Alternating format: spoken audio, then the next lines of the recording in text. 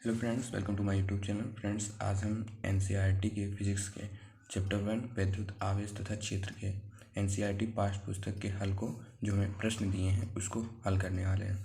तो हमारा पहला प्रश्न है कि वायु में एक दूसरे से 30 सेंटीमीटर दूरी पर रखे तो छोटे आवेशित गोलों पर क्रमशः 2 × 10⁻⁷ कूलाम तथा 3 × 10⁻⁷ कूलाम आवेश है और हमें उनके बीच की दूरी ज्ञात करना है।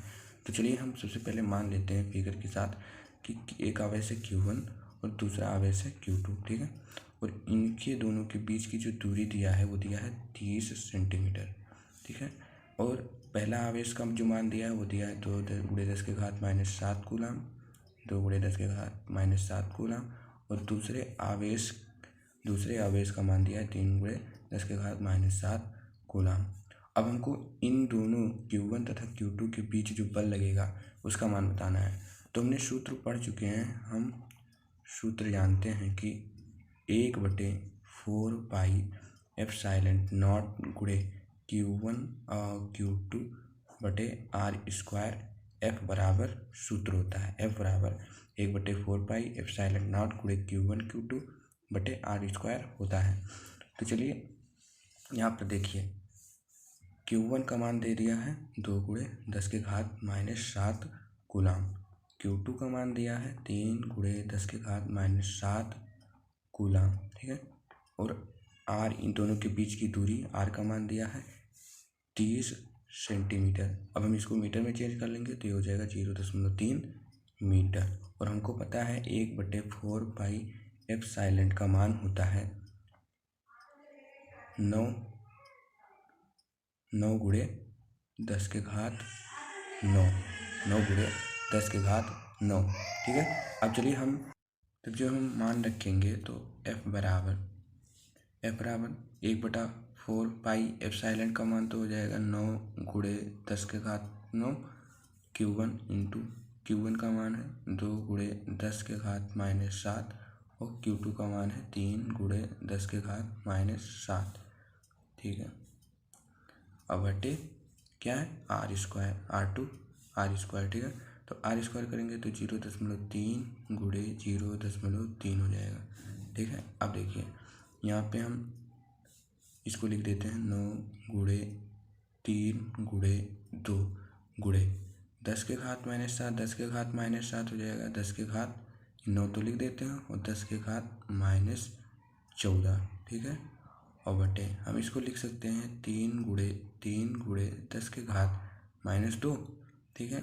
इस 3 से ये वाला 3 कटेगा, इस 3 से ये वाला कटा, 3 × 3 = 9, F बराबर, ठीक है। अब हम यहाँ पे इसको लिख सकते हैं 3 × 9 ये 6 हो जाएगा, गुणे 10⁻14 में से 9 जाएगा तो -5 बटेगा और बटे 10⁻², ठीक है। अब ये F बराबर हो जाएगा 6 × 10⁻5 और गुणे 10⁻, यहाँ पे -2 है, ऊपर जाएगा तो +2 हो जाएगा। तो आपका जो आंसर आएगा वो F बराबर 6 × 10⁻3, यही आपका राइट आंसर हो जाएगा और न्यूटन, ठीक है। अब देखिए यहाँ पे Q1 और Q2 दोनों धन आवेश हैं। हम लिख सकते हैं कि आवेश Q1 तथा Q2 दोनों धन आवेश हैं, दोनों धन आवेश हैं। इसलिए दोनों के बीच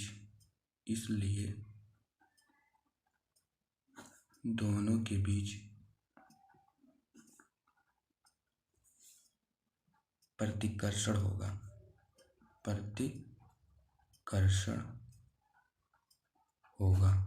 क्योंकि दोनों प्लस हैं, होगा।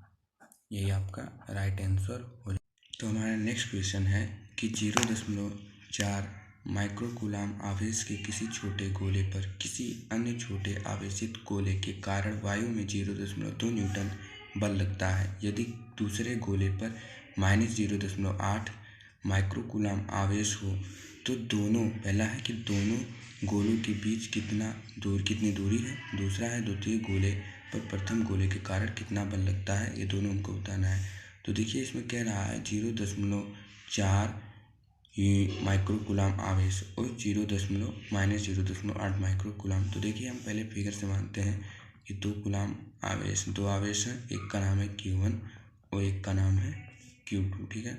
और हमको पहला है कि हमको इन दोनों के बीच की दूरी r को ज्ञात करना है और हमारा Q1 बराबर दिया है कि 0.4 माइक्रो कूलाम और Q2 बराबर दिया है -0.8 माइक्रो कूलाम, ठीक है। अब हमको और उसमें बाद में कह रहा है कि 0.4 माइक्रो कूलाम आवेश के किसी छोटे गोले। अब ये 0.4 माइक्रो कूलाम आवेश की कोई गोला है, ये अन्य गोले मतलब इस गोले पर, अन्य गोले पर ये 0.9 न्यूटन बल लगाता है। तो ये जो है मान लिया इसके द्वारा जो बल लगेगा वो है F12 और जिस पर बल लगेगा उसका नाम है F21, ठीक है। ये इस पर बल लगा रहा है और इसका जो बल का मान है वो 0.2 न्यूटन है। तो हमको पहले क्या ज्ञात करना है, दोनों गोलों के बीच की दूरी। तो हम सूत्र जानते हैं कि F बराबर होता है 1/4 pi epsilon into Q1 Q2 बटे r², ठीक है। अब हमको r² का मान ज्ञात करना है, r का मान। और देखिए F12, यहाँ पर F12 के लिए हम निकालेंगे। F12 का मान दे दिया है हमें 0.2 न्यूटन बराबर, इसका मान तो होता है 9 × 10 के घात -9 × 10 के घात 9, 9 × 10 के घात 9।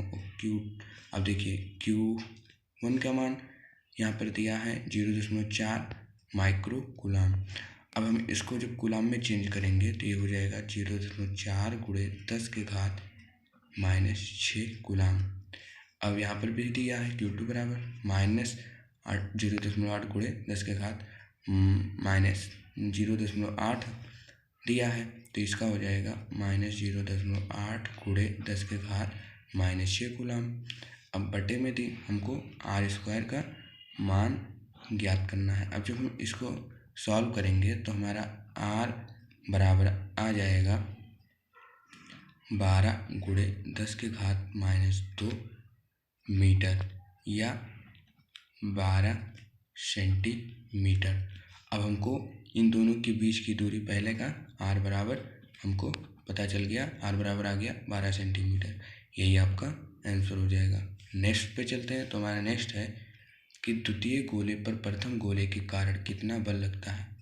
तो ठीक है, तो यहाँ पे क्या होगा, देखिए हमारा जो Q1 है वो प्लस है, Q1 बराबर प्लस है और जो Q2 है वो माइनस है। अतः देखिए पहला प्लस आवेश है, पहले पे प्लस आवेश है और दूसरे पे माइनस आवेश है। तो हम कह सकते हैं कि इन दोनों के बीच जो बल लगेगा उस बल का नाम होगा आकर्षण बल, ठीक है। दोनों, एक प्लस है एक माइनस है, तो दोनों के बीच आकर्षण बल लगेगा। तो हम यहाँ पे गति का तीसरा नियम, न्यूटन का तीसरा नियम निकालते हैं। तो न्यूटन का तीसरा नियम है न्यूटन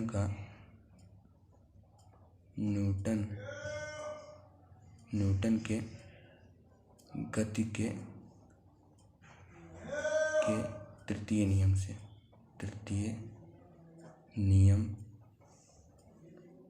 से जो हमारा F21 होगा, हाँ, और वो बराबर होगा -F12 के, ठीक है। तो देखिए हमारा जो F21 का जो मान आया और F12 का मान तो हमारा आया है 0.2 न्यूटन, ये दिया ही है, ठीक है। अब F12 का हमको मान निकालना था, तो F12 का मान 0.2 न्यूटन हो जाएगा। गति के तृतीय नियम थे कि जो हमारा देखिए यहाँ पे F21 बराबर F-F12 होगा, तो वैसे इसका मान हम निकाल लें तो इसका भी मान, दोनों का मान बराबर होगा। तो इसलिए F21 का भी मान 0.2 न्यूटन होगा। यही आपका राइट आंसर होगा। हम कह सकते हैं कि द्वितीय गोले पर प्रथम गोले के कारण 0.2 न्यूटन बल F12 के विपरीत दिशा में अर्थात प्रथम गोले की ओर लगेगा, अर्थात यह बल आकर्षण बल है। नेक्स्ट क्वेश्चन पे चलते हैं। तो हमारा नेक्स्ट क्वेश्चन है कि जांच द्वारा सुनिश्चित कीजिए कि ke² बटे GME/MP विमाहीन है। भौतिक नियतांकों की सारणी देखकर इस अनुपात का मान ज्ञात कीजिए। यह अनुपात क्या दर्शाता है? हमको ये बताना है, हमको सुनिश्चित करना है, मतलब सिद्ध करना है कि मास ऑफ इलेक्ट्रॉन और मास ऑफ प्रोटॉन, हाँ, जांच करके बताना है कि ये दोनों विमाहीन है।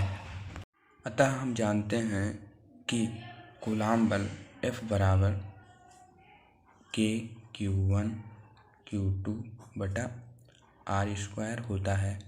अब हमको यहाँ से K का मात्रक निकालना है, तो K का मात्रक आपका हो जाएगा F(R²) बटे Q1 इंटू Q2।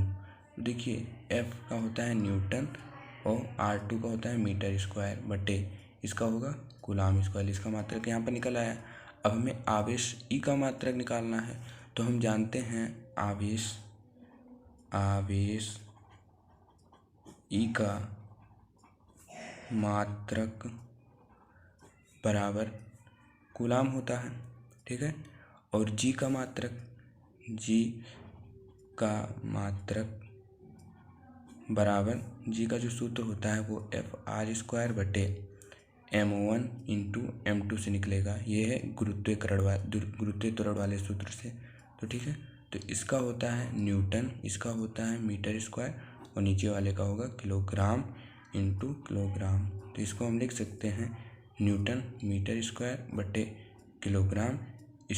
इसका भी मात्रक निकल गया। अब जो हमारा मास ऑफ इलेक्ट्रॉन का मात्रक होगा, मास ऑफ इलेक्ट्रॉन का मात्रक बराबर होगा मास ऑफ प्रोटॉन के मात्रक के, ठीक है। तो इसका जो मात्रक होगा वो किलोग्राम ही होगा, ठीक है। इन दोनों का मात्रक किलोग्राम ही होगा। तो चलिए हम इसका मान रखते हैं। तो हमें दिया है Ke² बटे GME और इंटू MP। तो के का मान निकला न्यूटन मीटर² बटे कूलाम² इंटू कूलाम², ठीक है। फिर बटे हम GME और MP का मान निकाले हैं न्यूटन मीटर² बटे किलोग्राम² इंटू किलोग्राम, ठीक है। इस किलोग्राम² से ये दोनों किलोग्राम कट जाएंगे, इस कूलाम से ये वाला कूलाम कटेगा और इस वाले से ये वाला न्यूटन मीटर² बराबर 1 आपका जो मान निकलेगा वो 1 आया, ठीक है। अब हम इससे हम कह सकते हैं कि ये जो है 1, इसका मतलब इसका कोई मात्रक ही नहीं है, अर्थात हम कह सकते हैं कि यह विमाहीन है, ठीक है। यही आपका आंसर हो जाएगा। यही हमको सिद्ध करना था। अब हमको एक चीज़ और सिद्ध करना है कि यह अनुपात क्या दर्शाता है, ठीक है। तो हम जानते हैं कि 1/4 पाई ε0 का जो मान होता है वो 9 × 10⁹ किलो न्यूटन मीटर² बटे किलोग्राम होता है। जहाँ पे देखिए E बराबर हम जानते हैं 1.6 × 10⁻⁻19 कूलाम होता है। G बराबर 6.67 × 10⁻11 न्यूटन मीटर² बटे किलोग्राम² होता है, ठीक है। और ME मास ऑफ इलेक्ट्रॉन का मान होता है 9.1 × 10⁻31 kg। और मास ऑफ प्रोटॉन का मान होता है 1.67 × 10⁻27 किलोग्राम, ठीक है। अब हम देखिए इसी सूत्र में इसका मान रख देंगे। तो सूत्र है Ke² बटे GME और MP, ठीक है। तो Ke² का होगा 9 × 10⁻9 अब इंटू में 1.6 × 10⁻19 का होल स्क्वायर बटे 6.67 × -11 इंटू 9.1 गुणे 10⁻−31 इंटू 1.67 गुणे 10⁻27। ठीक है, अब जब हम इसको सॉल्व करेंगे तो आपका आएगा 2.27 गुणे 10⁻39, जिसका जो होता है मास ऑफ ये Fv/Fg के बराबर होता है। वैद्युत बल और गुरुत्वाकर्षण बल के अनुपात के बराबर होता है। अतः हम इससे ये कह सकते हैं कि जो Fe वैद्युत बल होता है वो F वैद्युत बल जो होता है वो गुरुत्वीय बल से कई अधिक ज़्यादा होता है। अतः हम तो ये आपका आंसर हो जाएगा। हमको यह अनुपात क्या दर्शाता है ये भी बताना था। तो यह अनुपात विद्युत बल और गुरुत्वाकर्षण जो आपका गुरुत्वीय बल है उसके अनुपात को दर्शाता है। तो नेक्स्ट क्वेश्चन पे चलते हैं। तो हमारा क्वेश्चन नंबर 4 है कि ये है कि किसी वस्तु का वैद्युत आवेश क्वांटीकृत है, इस प्रकथन से क्या तात्पर्य है। और दूसरा है कि बड़े पैमाने पर वैद्युत आवेशों से व्यवहार करते समय हम वैद्युत आवेश के क्वांटमीकरण की अपेक्षा कैसे कर सकते हैं। तो फ्रेंड्स मैं आप सभी को बता दूं कि हमारा पहला जो आंसर होगा वो होगा कि किसी वस्तु का वैद्युत आवेश क्वांटीकृत है, इस प्रकथन से क्या तात्पर्य है। तो वैद्युत आवेश के क्वांटमीकरण का अर्थ है कि किसी आवेश Q तथा Q का परिमाण मूल आवेश इलेक्ट्रॉन का पूर्णांक गुणज होता है। अर्थात देखिए मैं आपको लिख के बता देता हूँ कि पहले का जो आंसर होगा वो होगा कि वैद्युत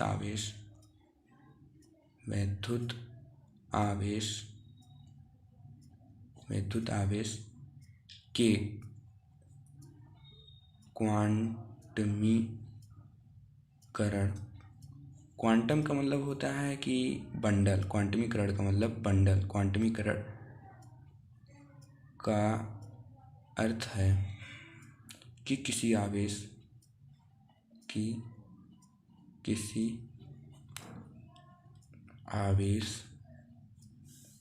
Q का परिमाण मूल आवेश E का पूर्णांक गुणज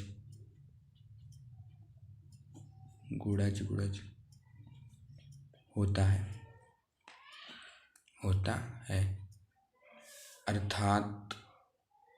अर्थात जो Q है वो बराबर NE, जहाँ N जो है वो आपका पूर्णांक है।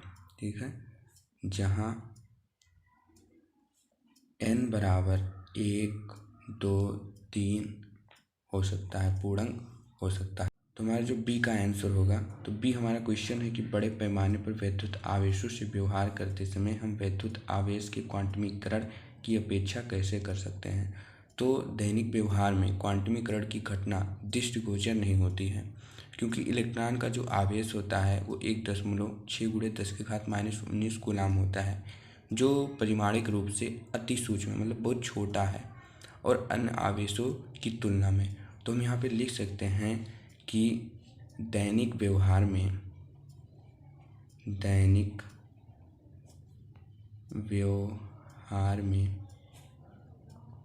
क्वांटमीकरण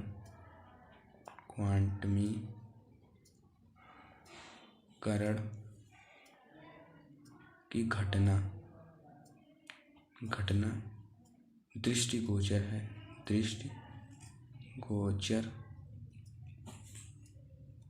है।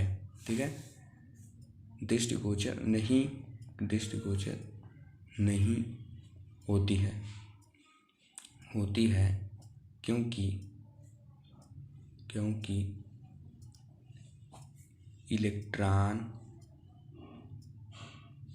क्योंकि इलेक्ट्रॉन पर आवेश जो होता है वो आवेश 1.6 गुणे 10⁻−19 कूलाम होता है, जो होता है। जो बहुत, मान लीजिए, जो परिमाणिक रूप से बहुत छोटा है,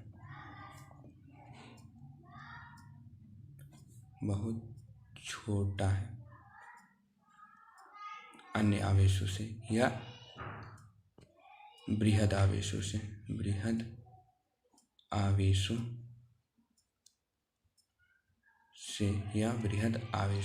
यही आपका आंसर हो जाएगा। फ्रेंड्स, यदि वीडियो पसंद आया हो तो वीडियो को लाइक करके हमारे चैनल को सब्सक्राइब कर दीजिए। मिलते हैं नेक्स्ट वीडियो में और नेक्स्ट क्वेश्चन के साथ। तब तक के लिए थैंक्स फॉर वॉचिंग।